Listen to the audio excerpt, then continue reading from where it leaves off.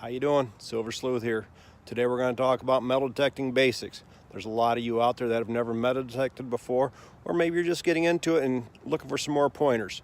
Today I'm going to show you some of the tools that I'm using and how I'm using them. The most important thing you're going to need is a metal detector. I'm using a Minelab Equinox 800, and I'm also using a set of headsets. One thing you want to do when you get your metal detector is to play around the different coins to see what the different values and scores are that you're reading when you scan across them. Also do it with nails and different kinds of iron to see what they show up. The next tool I recommend using is a pin pointer. This one right here is a Garrett Pro Pointer AT. After you have your plug flipped out of the ground, this helps aid you in finding your target.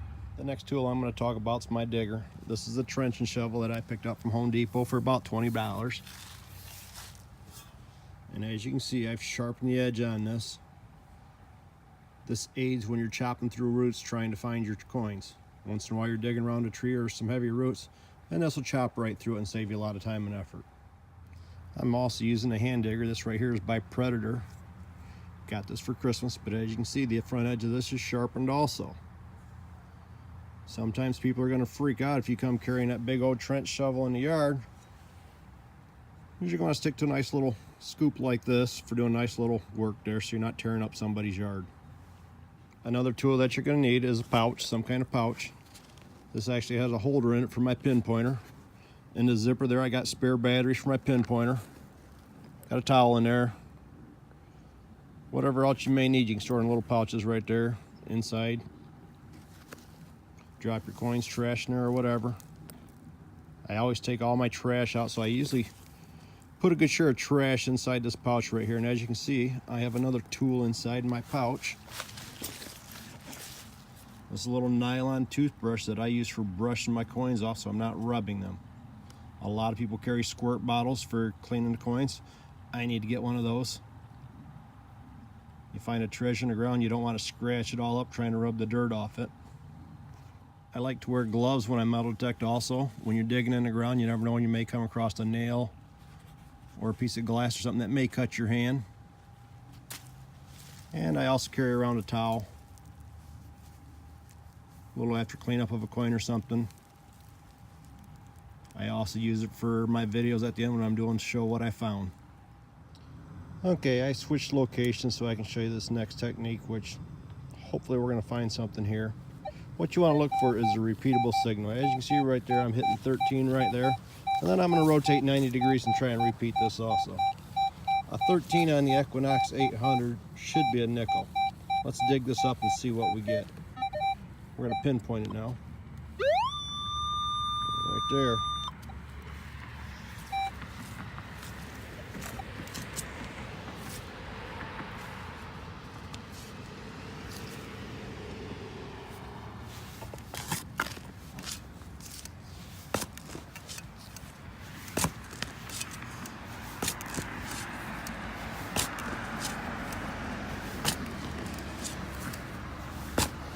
Okay, right there's my plug. Some people don't only go 3/4 of the way around. I'm going to flip the whole thing. It's just what I do.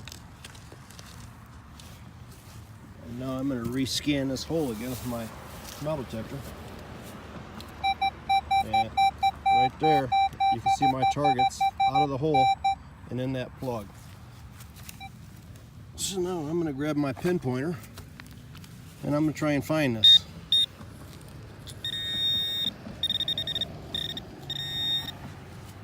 Whatever it is, it's right there. I found a nickel right there. I'll clean this up real quick, then I'll show you what I got. This ended up being a 1964 Jefferson nickel. Nothing fancy there, but it's worth 5 cents. Gonna put that in my pouch. And now we're going to flip this plug right back in the hole.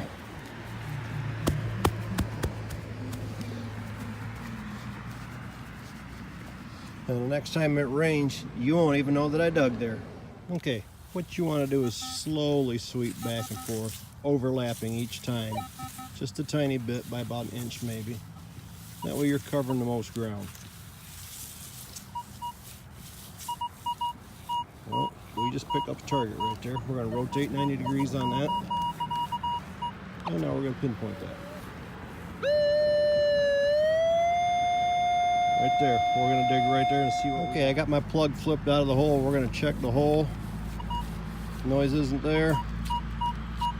Alright, that coin's right there.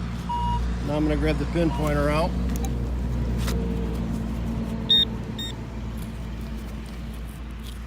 That sounded like it was on this side of it.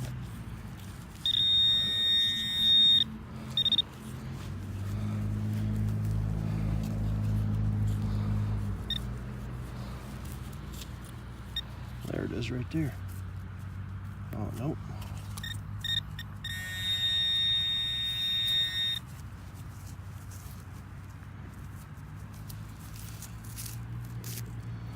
There we go. We just found a dime.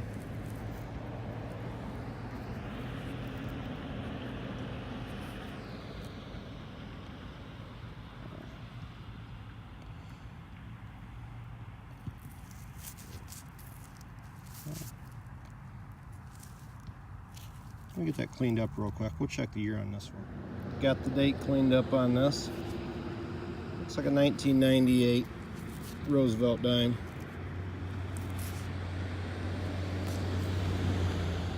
Always rescan your holes because you never know when you got a coin spill and there could be multiple coins in there. Happy hunting. Got my next and last target out of the hole. Let's see if we can find it now.